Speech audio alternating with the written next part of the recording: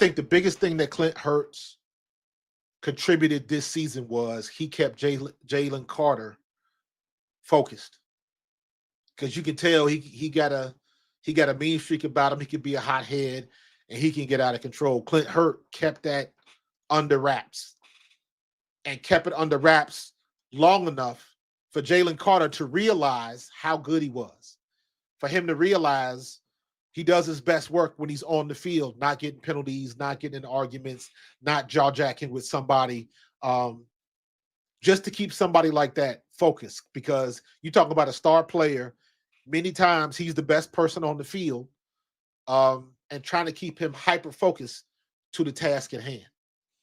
So I think that was Clint Hurt's best contribution to the team this year, man.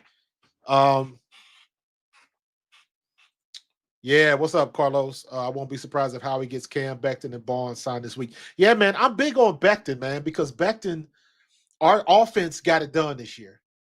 And I don't want to see anything on that offensive line change if it doesn't have to change.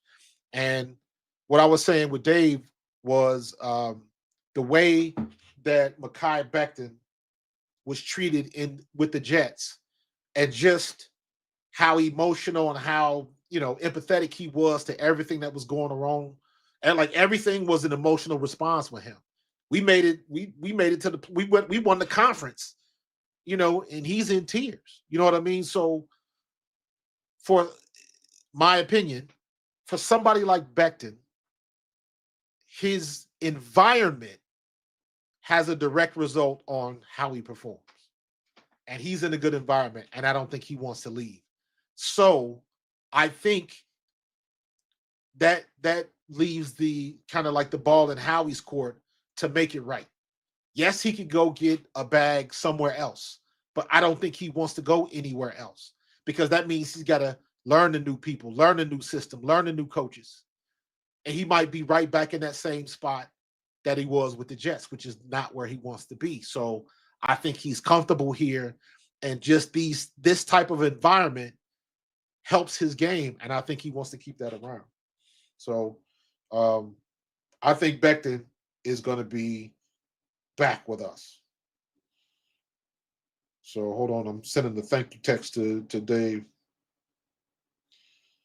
Yeah. So yeah, man, Bond. Me and Tone talked about this when we first signed Bond, and I remember having a conversation with Tone. I went and looked at the tape of Bond.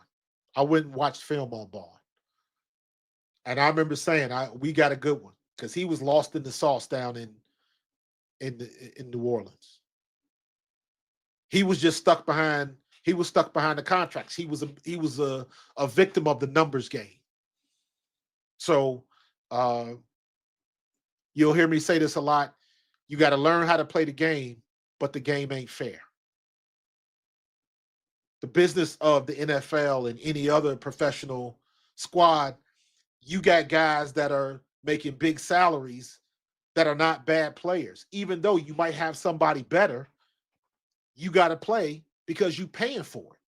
So unless they're just dog shit horrible, you got to put them on the field. And I think Bond just got lost in the sauce.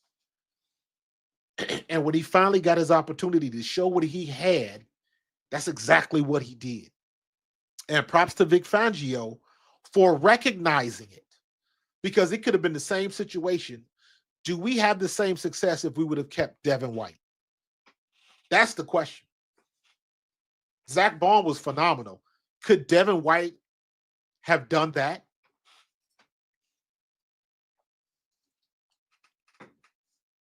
That's the question you should be asking. My answer would be no. Devin White would have been good. I don't think he would have been that good. Zach Bond was otherworldly.